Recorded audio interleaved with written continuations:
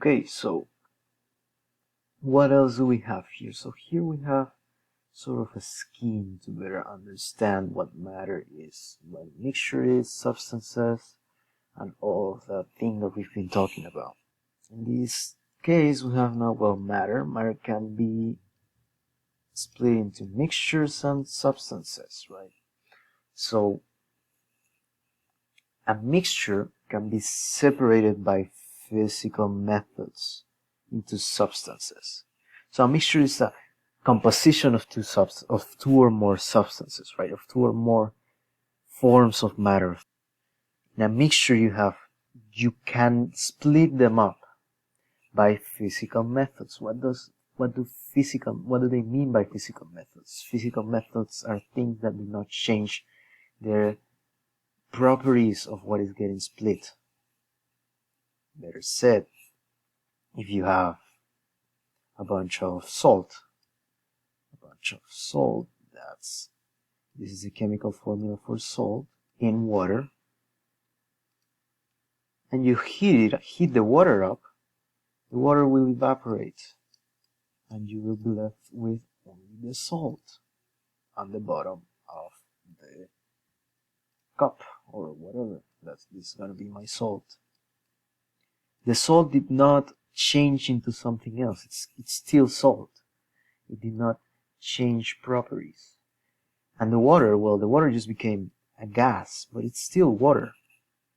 It did not change in any way its physical properties, its own set of things that make it water. Right? We just boiled it off and we split them by a physical method. So a physical method is just a process by which you do not change the properties of what you are splitting. So we have matter, okay, mixtures that can be split by physical methods into substances. And substances can be elements. Substances can be made of elements, as well as these substances can be made of compounds. And what are compounds? Compounds are just a connection between elements. Two or more elements being connected.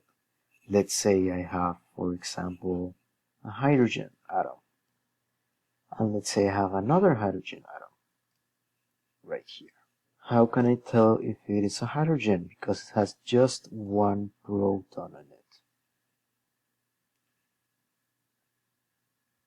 Just one proton, so it's a hydrogen. Okay. So let's say we have two hydrogens. That means these are two atoms of one type of element, right? Hydrogen and a hydrogen.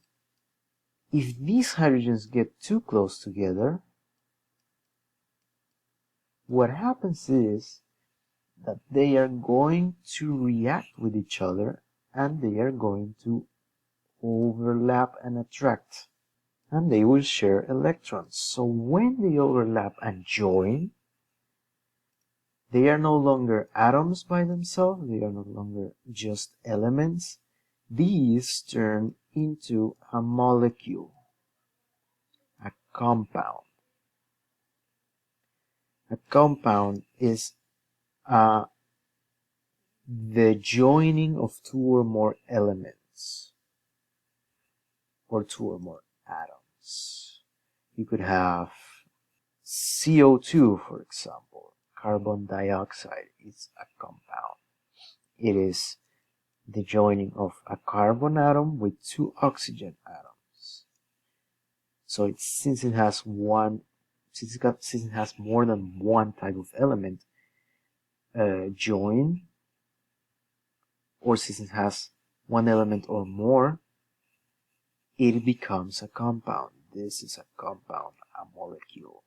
To split this compound back into its elements, we need to use chemical methods.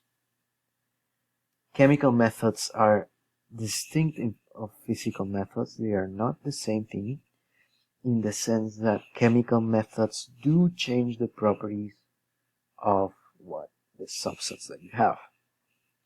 If you have a bunch of carbon dioxide, for example, in room temperature is going to be a gas. But when you split this up through chemical processes to carbon and oxygen, the carbon by itself at room temperature is a solid. So when you split this, you change the properties of what you're splitting, of the substance that you had. And that is why it is called a chemical method. A chemical method could also be cooking an egg, for example, because before the egg is cooked, it is sort of a gooey liquid substance. Once you cook the egg, it turns into a solid substance. So you change the property of the substance that you had. So hopefully that gave you a better understanding of these key terms and how they work. I hope you liked this explanation, and if you have any questions, please leave them in the comments for me to address them.